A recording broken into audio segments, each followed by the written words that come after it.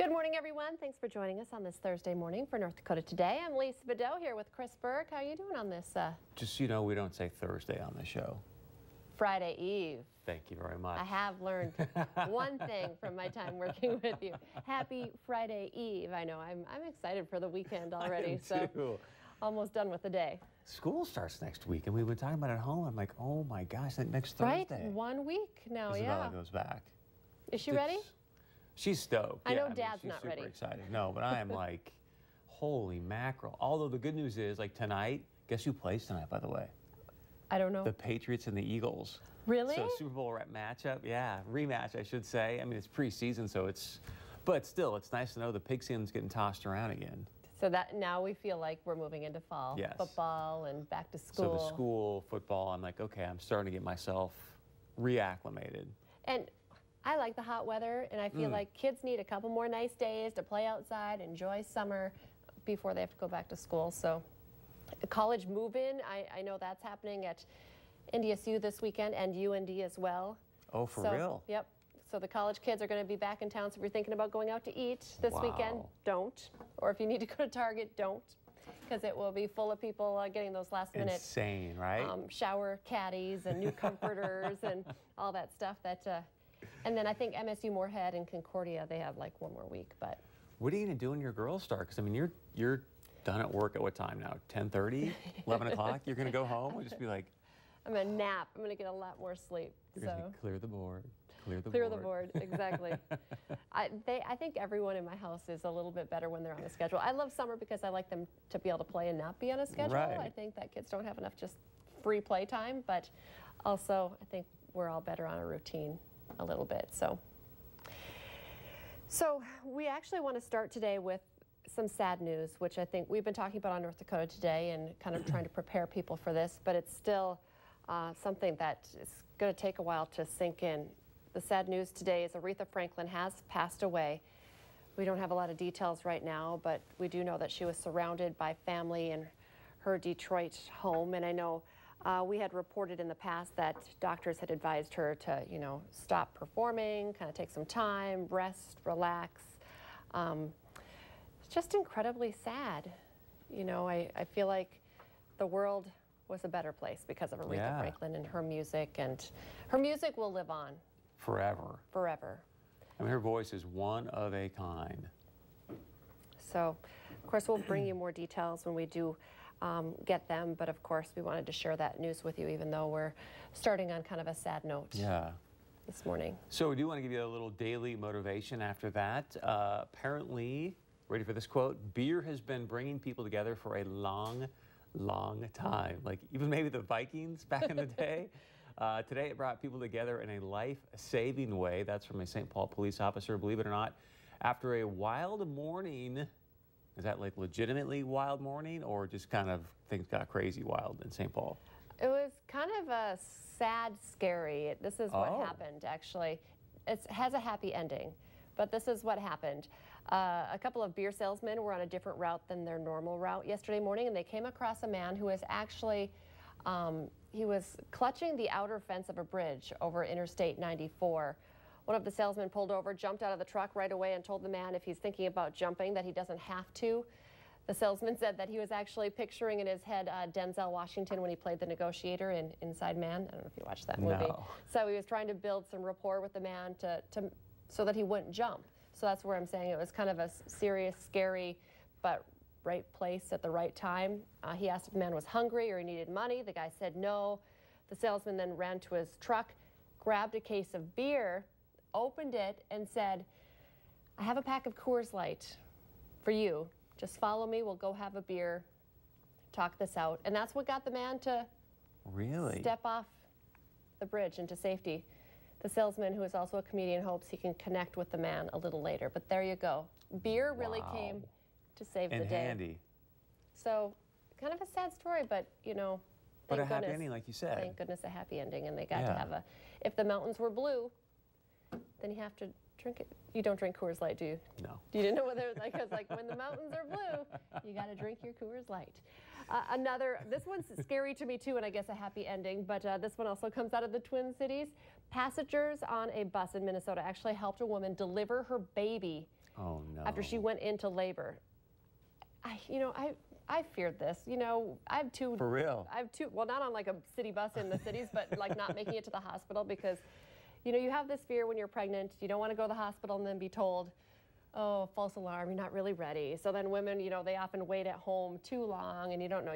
I labored for a long time, so there was no risk really there was no almost having a baby on a bus. But the mother started having contractions on Tuesday as the bus was actually rolling through a neighborhood near the University of Minnesota St. Paul campus. The woman started yelling. She said, the baby is coming, and babies come when babies come. A man who actually had no experience in delivering babies came from the back of the bus, laid the mother down on the floor of the bus, and another woman who was there helped. The baby was born actually. Seconds later? Seconds later. So she probably waited a little too long. I don't know. I mean, different people have different labor. But wow. Yeah, passengers told the bus driver to pull over. Paramedics were called and did come, and the baby was taken. Baby and mom were taken to the hospital. But I mean, I guess that's one of those like great story to tell. But I don't know if you're like really think that you're in, close to having your baby, maybe take a taxi or something, not a bus. I don't know. Or all I know, if I would have for been an on the bus, I ambulance? would have been freaking out. I mean, you just imagine? no. Watching this whole thing take place and people jumping around, and she's, I'm assuming, yelling at least a little bit, Well, right? I would think because there was no epidural on Right. that bus, so that baby was coming and coming fast. Can you imagine? Wow. Happy birthday today to Madonna. Can you believe it? The pop superstar is 60 years old today, and she's celebrating by heading a $60,000 fundraiser to support children in the African nation of Malawi. Of course, Madonna has a deep connection to Malawi. She has adopted 4 children from there over the past 10 years.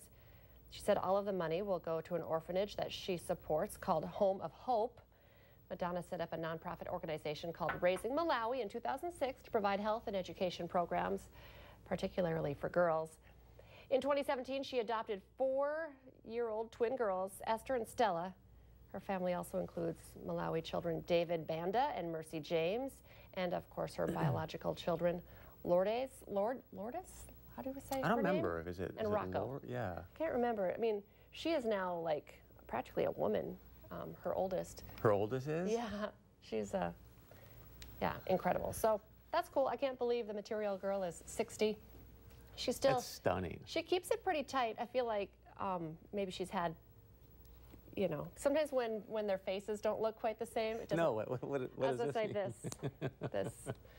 this. But her, she's still doing her thing and, supporting children and yet also making music and Yeah. 60 years old.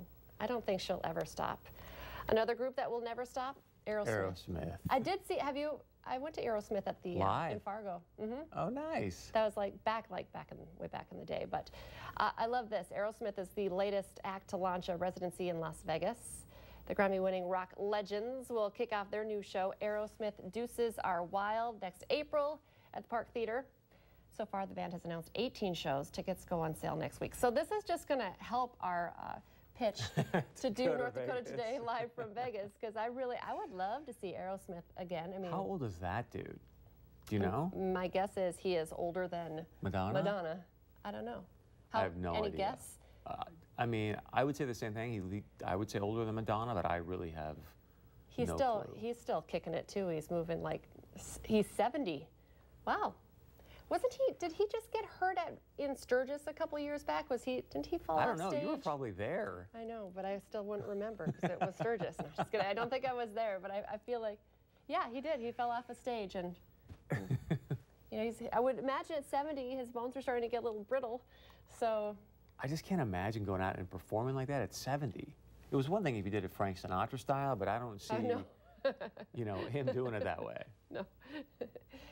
Yeah, that's not exactly Vegas, but Vegas is awesome now. Well, Aerosmith, I know Demi Lovato was there. I still want to see Celine Dion. Yes. Who else would you like to see? Britney Spears. Britney's there.